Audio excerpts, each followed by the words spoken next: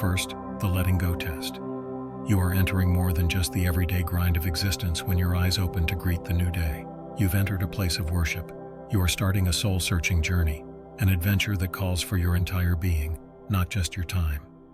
You are a spiritual pilgrim on a hallowed road. You are more than just skin and bones. That is the true quest, the true magic. However, you will encounter challenges along the way that will test not just your beliefs, but also your very being as you pursue a spiritual path. Letting rid of attachments is one of the first and most important tests. Although the idea is simple, it requires a lot of emotional investment. You see, we all cling to objects, people, ideas, and anchors that we believe define who we are.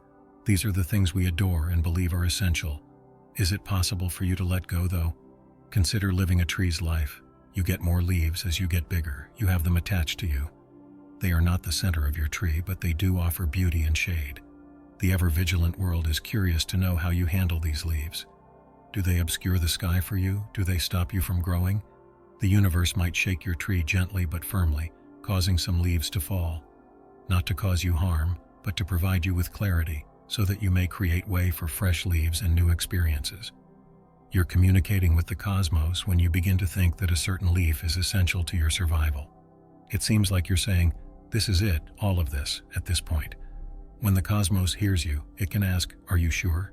The experience of losing that leaf, that attachment, will then be experienced by you. It's a lesson, not a punishment. The question is from the universe. Did the tree perish when the leaf fell? Or did it create space for a brand new leaf to emerge? This insight is touched upon by a number of spiritual doctrines, including Buddhism's teachings on attachment that encourage the development of emotional fortitude. Letting go does not imply giving up on love or desire. It indicates that you understand that your ultimate goal is independent of a fleeting state of existence. Your ultimate goal is to achieve wisdom, serenity, and a unity with the cosmos that is greater than any one attachment. What is the location of your heart? Are you forgetting that you are a constantly growing tree in a large forest because you are so absorbed with the love of a single leaf? You are asked to assess your priorities in this test. Do your possessions define you? Or are you more characterized by your capacity to change and evolve into your great self? Deeper degrees of consciousness, a higher kind of love, and more knowledge are what the universe is ready to bestow upon you. In order to be a tree that is a part of a vast forest, it must first determine whether you are prepared to let go of the old leaves and make place for new ones. You are the forest itself, alive and ever-changing, not just a tree lost amid countless others. You discover that you're more robust, more in tune, and yes, more complete than you initially believed when you passed the test of letting go. You are on a mother's trip that is both holy and enlightening. You are neither retouchments nor true losses. Recall that your ability to let go and develop new defines you, not what you cling on to. By doing that, you shine brightly and serve as an example of the limitless possibilities inherent in the human spirit. You merge with something greater than yourself, something genuinely heavenly, and that's your actual journey, one devoid of difficulties and brimming with opportunity. You take on the form of the world in motion, a holy tale that never ends. Second, the patience test. We find it harder and harder to wait in a society that celebrates instant gratification when the next dopamine rush is only a swipe or click away. When it comes to important matters, we have been conditioned to think that if something doesn't happen now, it never will. However, the wisdom of spiritual travel leads us in a totally other way. It begs to be heard. When we have to wait longer than we believe we should, one of the most important tests of patience we face in life is the test of patience. You see, patience isn't just about waiting, it's also about how you wait. It's about keeping your composure and appearing peaceful even in the face of an increasingly hectic environment. According to a quote by Nelson Mandela, "I discovered that courage was not the absence of fear, but the triumph over it." Similarly, patience is the ability to overcome the anxious tension that these things would frequently cause, rather than the lack of want or need. Why then does the cosmos force us to wait? Why do we encounter these situations where time appears to go on forever in front of us, much like an unending tunnel with no light? Though not straightforward, the solution is incredibly insightful. These waiting times are not empty moments. Rather, they are times when our souls and spirits can flourish and expand. Think of the farmer who plants a seed in a pond and watches it grow and sprout. He messes up the natural process if he gets impatient and digs it up to see how it's doing. All of the delays in our lives are like this. They are opportunities for something inside of us to emerge and develop. We are being taught the skills of fortitude, resiliency, and, above all, faith. The universe is not asking whether you can wait. Rather, it is asking if you can wait with grace, understanding, and an optimistic heart as opposed to a pessimistic one. Consider waiting as a time of preparation rather than as a hardship. Assume you are an artist and every second you pass by is a paintbrush stroke added to your ever-evolving masterpiece.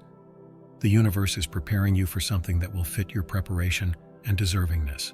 It is not holding out on you. As Maya Angelou so sagely observed, great things take time. Your aspirations, your ambitions, and your spiritual enlightenment, they're all outstanding accomplishments in the works.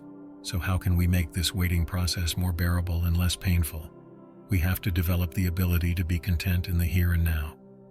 Zen masters talk on the beauty of the present and exhort us to live in the now with contentment and tranquility. The fear of the future becomes less intimidating when we are content with the present.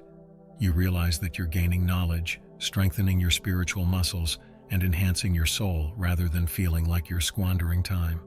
Observing a closed door from this side, you may be wondering when it will open at last. Think about this. Each minute you spend waiting patiently adds another level of insight and a notch to your resiliency belt.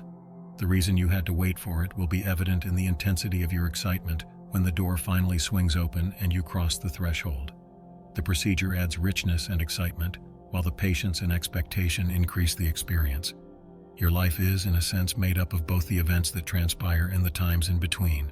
Thus, keep in mind that this is preparation, not a pause, whenever you find yourself in one of these moments while you wait for the next chapter to start. Your waiting time is invested, not wasted. There is no holdback for you. You're preparing yourself for something so fulfilling that when it does come together, you'll realize that every moment of waiting was worthwhile. Therefore, keep in mind that the true progress is occurring within you during the calm times when you feel yourself longing for advancement. Waiting is a sort of action, a silent and imperceptible evolution of you as a self. It is not the absence of action. Not only are you waiting, but you're also developing, learning, and shaping yourself into the person who will be prepared when the time comes. You'll know you weren't merely waiting when it happens. You are traveling a path that has shaped who you are and has made the wait worthwhile at every turn. The third is the faith test. Our voyage with lice takes us through bright meadows and violent storms. When the skies are clear, gratitude and faith are simple to come by. However, what occurs when the customers arrive? The winds increase and the surrounding environment begins to collapse. This is the precise point when the test of faith begins, not as an inhumane assessment, but rather as an essential spiritual development tool. Consider living your life like a ship navigating the seas. As they say, a smooth sea never made a skilled sailor. Envision encountering turbulent waves that toss your vessel, causing water to splatter upon the deck and leaving you feeling disoriented in an unending body of water. It would be simple to decide to jump off the ship and abandon it, believing it to be sinking. However, faith is the compass that tells you to stay put and have faith that your ship is made to weather the storm. You truly believe that the turbulence is a means of smoothing the waves rather than an indication of imminent disaster. Imagine the potter working at the wheel, molding clay into a lovely vase. The clay is spun, squeezed, and pressed. If the clay had emotions, it would likely desire to jump off the wheel and experience vertigo and disorientation. However, it's that procedure that turns a piece of dirt into a work of beauty. Your difficulties are comparable to that wheel. They shape you into a more resilient, astute version of yourself. Although disturbing, the process is essential. Not to be overlooked is the diamond metaphor. Under the earth, a lump of coal is what becomes a diamond. It becomes one of the most valuable stones in the world because of the extreme heat and pressure. When you're going through the worst of times in life and feel like you're at your lowest point, keep in mind that this could be your chance to turn from coal to diamond.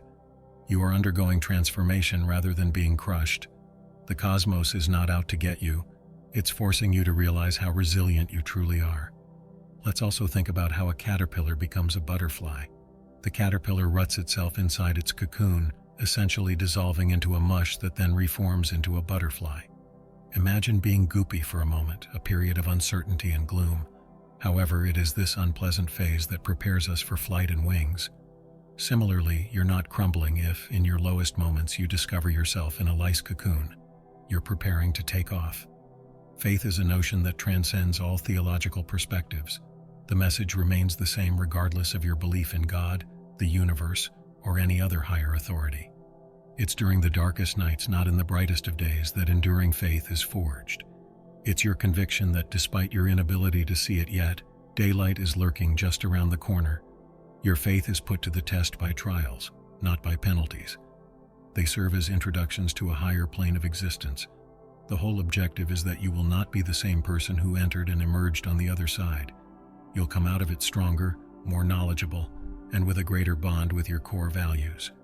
Therefore, hold on to your faith even when it appears like everything is against you and your world is collapsing. Cling to it as though it were the lifesaver for an empty you in choppy waters, because it is. You're not only going through bad times, you're gathering the resources and fortitude required for the remainder of your expedition. It goes beyond simply surviving the storm. It's about getting your dancing on while it pours. Cling to your faith and use it as a shield. Recall that although the storm is here to stay, the lessons you pick up and the resilience you develop will endure a lifetime. If the process seems difficult, especially at first, have faith in it, because you will be grateful to the version of yourself that emerges on the other side. You're not just getting by, you're growing and changing, turning into an even more brilliant light in the shadows. I appreciate you seeing. Please remember to like, subscribe, and share this message with others if it speaks to you. Your encouragement keeps this stuff coming in. To every one of you, blessings and peace.